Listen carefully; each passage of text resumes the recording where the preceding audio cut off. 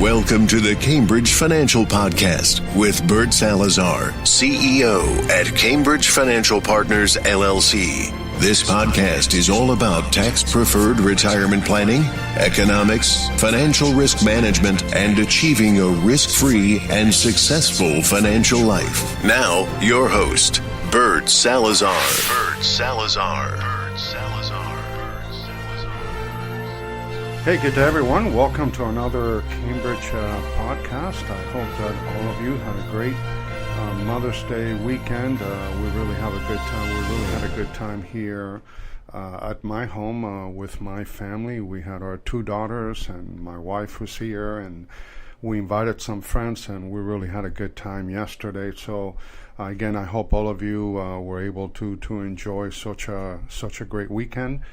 And that obviously, for those of you that still have your moms alive, make sure you pay a lot of attention to them, and you give them the care and love that they have given you for throughout all of their lives. Obviously, my mom and dad have already passed on, but they stay in my prayers, they stay in my thoughts, and we had a really, really good time. I want to talk a little bit about something that took place over the weekend, this past Saturday. I conducted a workshop, a retirement planning workshop at FIU, which is Florida International University. I conduct these workshops on a monthly basis, and these workshops are done through SOFA. SOFA is a Society for Financial Awareness, and I happen to be a member of that organization, and I'm very proud to be a member, because our number one goal is to eliminate financial illiteracy throughout the United States. So we're allowed to do financial and create financial literacy program for small businesses and corporations throughout the United States. SOFA is a 501c3 nonprofit organization. So every time that we do an educational workshop, it has to be educational in nature. We cannot talk about any specific products.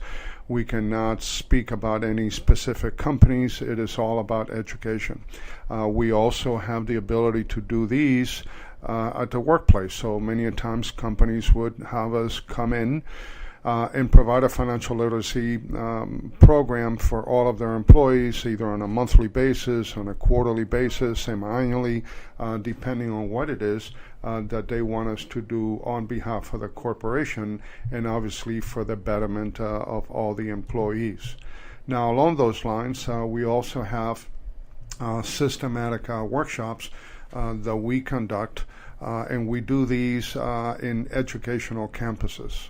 That means public library throughout the state of Florida, and also colleges and universities. So this past Saturday, we did one at FIU, which is Florida International University up in Broward County in Fort Lauderdale, and we had a great turnout. So normally the type of people that we get to a retirement planning workshop are individuals that are either already in retirement, they're anywhere between 5 and 10 years prior to retirement, and some of them may be 5 to 10 years. So, and it is a very comprehensive retirement workshop. It is a 4-hour workshop, and we normally start at 9 a.m. and we finish by 1 p.m. But we talk about all the critical issues and concerns that are so important as each and every one of us contemplates retirement. We talk about the challenges of retirement in the 21st century compared to the old paradigm. So we try to do a comparison between the old paradigm and the way that things were in the past to the new paradigm, and what are the things that people and Americans need to pay attention to as they prepare for retirement. We also have a discussion on tax rate risk. And the potential for increased taxes in the future, and the impact of those taxes on retirement distribution planning. We also have a detailed discussion on retirement distribution planning, and what are the things that Americans need to pay attention to as they start to go into retirement distribution, and they're shifting from accumulation to distribution stages. We also have a discussion regarding how to avoid the Social Security tax torpedo, which is something that most Americans are not aware of because it has to do with the provisional income calculations that are done once you start taking Social Security benefits. And then the determination of that calculation will let each and every one of you know what percentage of your Social Security benefits may be taxed in retirement. Then we also have discussions on retirement distribution pitfalls, and there are 3 of them which I'm going to be addressing today. And then how to mitigate stock market losses by creating a principal protection program. And then last but not least, we have a really good discussion on long-term care planning and the type of things that you and your family can do in order to avoid the pitfalls of long-term care at some point in time in the future. Obviously, we also have a Q&A at the end of every chapter. And you know, we always get some good takeaways from the attendees. And one of the attendees that was here this past Saturday, you know, asked a very good question because she had just retired in January of 2019. I think she retired January 15th of 2019.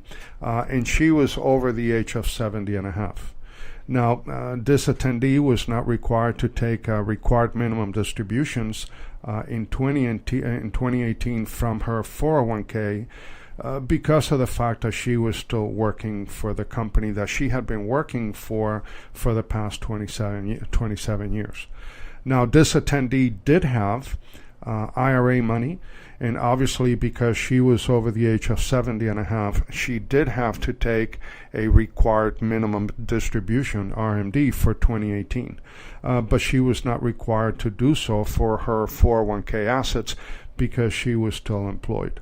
In 2019, or I think it was sometime in February, she went ahead and rolled the 401k into one of her IRAs in 2019, and that was a good thing, but she was trying to figure out and determine what her required minimum distribution would be for 2019 on that rollover amount. And the question was, well, should she calculate it based on the 12/31 of 2018 value of her 401k or the amount that was rolled over into her IRA in 2019? So obviously that was a question that she brought to the table, and although she was a person that asked a question, there were 3 other attendees and that were very curious as to what the response and the answer would be. Now, for those of you that may or may not know this, RMDs from qualified plans like 401ks and IRAs cannot be aggregated. That means that you would have to calculate the RMD from the IRA using the 12/31/2018 account balance, which would not include the 401k rollover. Now, the 401k rollover RMD would be determined using the plan account balance as of the same date. However, in this situation, this attendee and this potential client, you know, had an additional problem. The 401k RMD should have never been rolled over into the IRA. Instead, she should have taken and distributed the 2019 RMD prior to doing the rollover. Because of the fact that she did not do so, that means that she had an excess contribution for 2019. So in addition to distributing the 401k RMD that was rolled over for 2019, she's also going to have to calculate the earnings on that amount and make certain that she distributes those funds prior to October 15 of 2020 in order to avoid the 6% penalty for excess contributions to an IRA. So those are things that came upon to us, and obviously we had the ability to go ahead and assist the attendee, and at least we were able to clarify some of those issues. Another question that was very interesting that came out of this workshop is one of the attendees, he asked if we had any suggestions on how to reduce the tax burden on traditional IRA withdrawals. Now, in this situation, he was 66 years of age, so he was getting closer and closer to having the required minimum distribution kick in at the age of 70 and a half. And he was wondering if there's any advantage to taking withdrawals earlier in order to lower his required minimum distribution and avoid higher tax brackets at age 70 and a half. So obviously, taking withdrawals early is certainly an option. And whenever you are anywhere between the ages of 59 and a half and 70 and a half, we in the financial world call that the sweet spot. And the reason why we call it a sweet spot is that during that time, you're not required to take the minimum distributions. So therefore, you could leave your money and have that money continue to grow tax deferred, and you're not going to have any penalties or anything along those lines. So you're not obligated to take any distribution whatsoever. Additionally, you're also not subject to the early distribution 10% penalty if you do decide to take a distribution because you are post the age of 59 and a half. Remember, prior to 59 and a half, if you take monies out of your IRAs or 401ks, unless you do it for exigent circumstances or in a 401k, unless you take it as a loan, then you may very well have to pay a 10% penalty in addition to the taxes for early distribution. Now, if you don't take your required minimum distributions at the age of 70 and a half, not only are you going to have to pay taxes on the distribution that you should have taken, but you didn't, but on top of that, you're going to have to pay a 50% excise tax penalty on the amount of distribution that you should have taken, but you didn't do so at the end of that given year. So obviously, the fact that this individual attendee was between those two worlds, he had a lot more flexibility than most anyone else would. Therefore, if you're between the ages of 59 and 70 and a half, in this case, the attendee is 66 years of age, this may very well be an optimal time to begin planning for retirement. One option would be to convert all or a portion of the IRA to a Roth IRA. Now remember, Roth IRA owners do not have to take RMDs during their lifetime. So if you start to convert now and you put the money into a Roth IRA, you no longer have to deal with the 70 and a half rule. And by the way, because of the Tax Cuts and Jobs Act, it is an ideal time in order for you to start thinking about converting a portion or all of your IRAs to a Roth IRA. And the reason being is that the standard deductions are higher today and the tax brackets are lower, and we only have a window of opportunity based on the new tax law, which that window is closing every year. We only have 7 years remaining under the new tax law because the new tax law sunsets December 31st of 2025. So any tax planning that you and your family may be interested in doing, you need to start addressing that immediately, because every year that you wait, it may actually cost you a lot more if you're interested in doing those conversions. Now, also strategic partial conversions over the next few years, if done properly, will also help you accomplish many things. You can potentially stay in a lower tax bracket. begin the process of paying taxes on your traditional IRAs. And then obviously by doing so, you would be reducing your RMDs and ultimately pass tax-free dollars to your beneficiaries from a business perspective, which is something that would be very, very important for all of us to consider as we start to get closer and closer to retirement.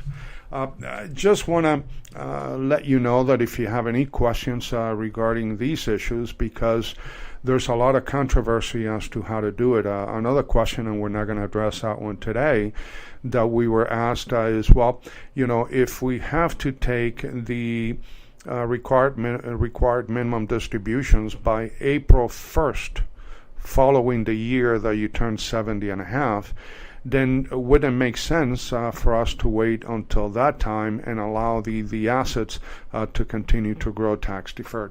And the answer to that, it means it depends. Because if you take the RMDs in the year that you turn 70 and a half, then obviously you'll pay taxes on that RMD distribution.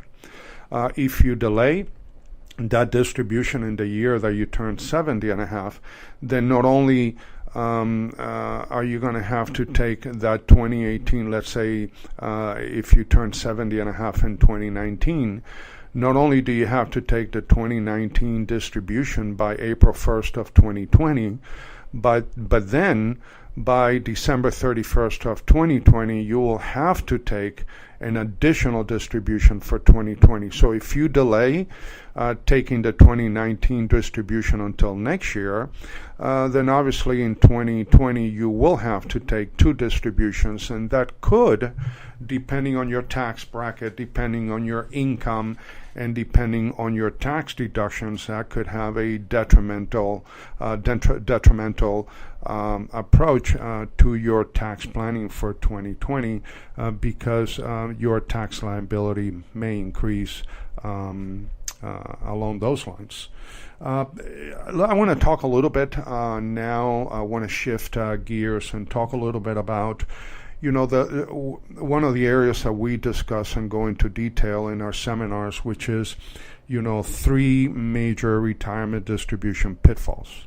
The first one would be withdrawing money too quickly. The second would be liquidating your assets in the wrong order. And the third would be getting the wrong sequence of returns on your investments during your distribution phase. So I'm just going to briefly touch upon all three and give you some ideas. Now, some of these we have talked in other podcasts, but because of the fact that is being asked on a consistent basis, I think it's important to address it. The one thing I can tell you is that when it comes to retirement distribution planning, you have to make a complete, and I mean a complete paradigm shift, because you're going from accumulation to distribution. You're no longer pursuing accumulation rates, but you are pursuing distribution rates, and the rules of engagement totally change when you go from accumulation to distribution. Now, if you withdraw money too quickly, then obviously you may run out of money before you run out of life. And that is one of the major challenges for the vast majority of clients that I engage for the first time, because people are living a lot longer today than ever before. So there is a susceptibility and a high probability that many of you listening to this podcast, unless you do proper distribution planning, may very well run out of money before you run out of life. Now, Bill Bender many years ago put together the 4% distribution rate, and basically what he said was that if you stay within the 4% range and you did not pull more than 4% on an annual basis out of your retirement assets, then there would be a high probability that you were going to be okay when it came to retirement distribution, and you would not be susceptible to running out of money before running out of life. Now, that was the old paradigm. The new paradigm is a different ball game altogether, because things are changing very rapidly. So think of it this way. If you abide by the 4% rule, $1 million retirement portfolio would only generate $40,000 of retirement income, and obviously you would have to pay taxes on that retirement distribution. So your income would be south of that $40,000 to begin with. That's issue number one. Issue number two is back in the old days, you could have put $1 million in a CD earning 6%. And obviously that 6% would be guaranteed, so you could take a lot more and not have to worry about invading principal.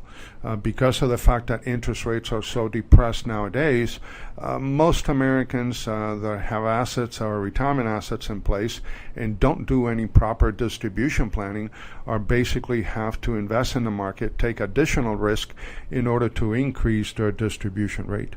The other thing is, depending on how long you're going to live, that 4% may not be apropos anymore. It may be, a lower number, like 2.5% at the very, very most. Now, if you retire early, let's say you retire at 62 or at age 60, you're probably not going to be able to take more than 2% if you want your assets to stay with you in retirement and not run out of money before you run out of life. Now, if you wait to age 70, then you may be able to take more than 4%. You may be able to take 6 or 7%. It all depends on all the additional income that you have coming into your household. It would also depend on the taxation of your Social Security benefits, because those can hinder and can accelerate the distribution rate on all of your other assets, and therefore those assets may be depleted a lot quicker than you had expected. Also, you would have to figure out your health. Are you healthy? Are you sick? What are some of the issues? Does your family have longevity or do you have longevity on your side of the family? So those things need to be taken into consideration when it comes to the pitfalls of retirement distribution planning. Number two would be liquidating your assets in the wrong order. Many times, all of the clients that we engage for the first time, when we do any type of tax audit for them, we realize that they're just pulling money because all of their assets happen to be in a holding tank.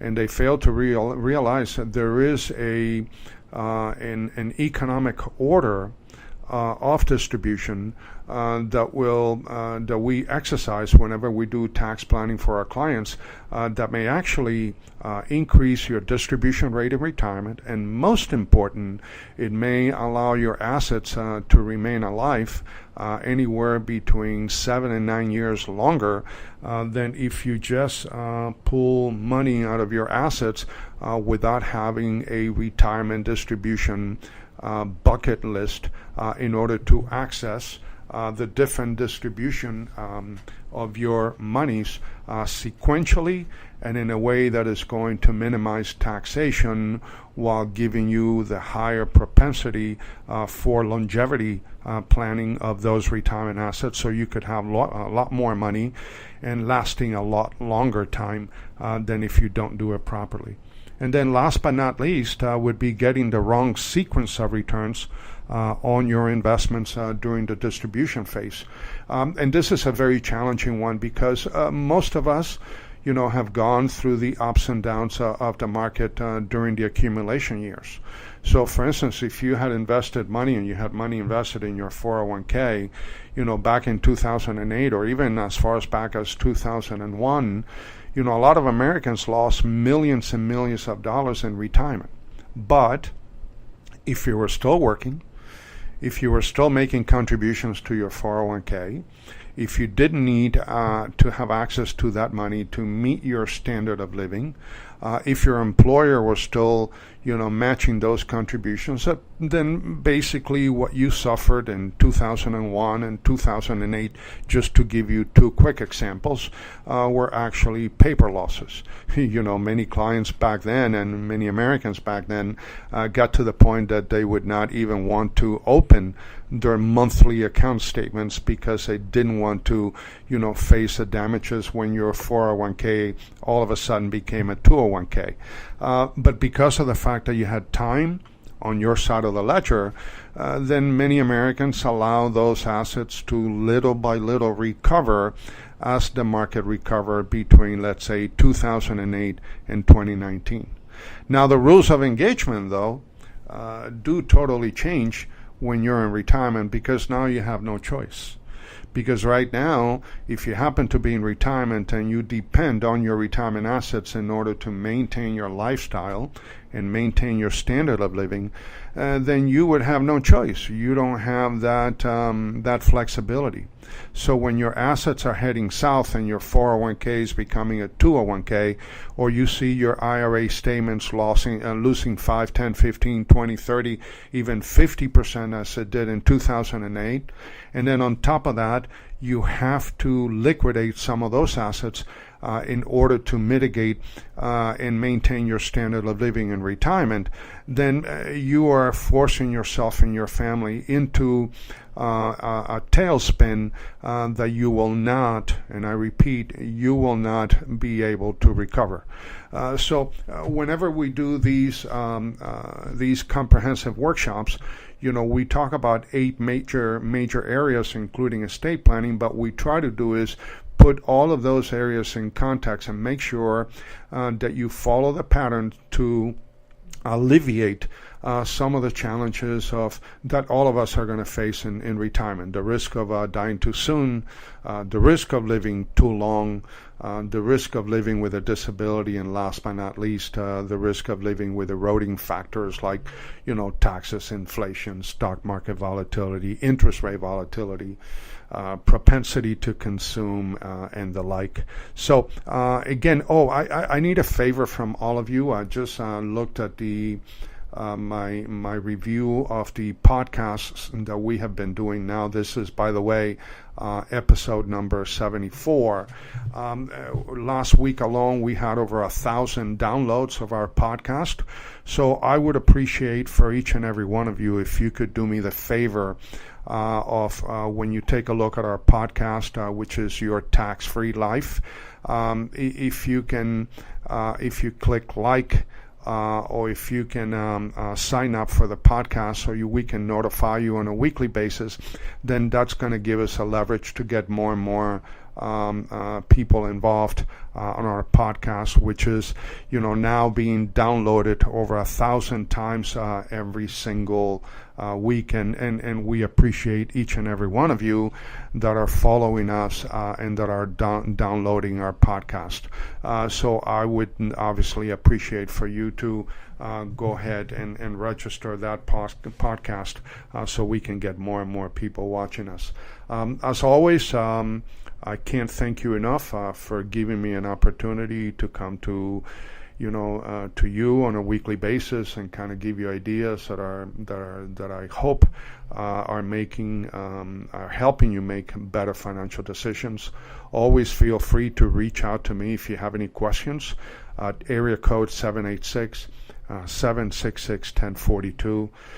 You can also reach me at my email at Bert, B-E-R-T, at gablestaxgroup.com.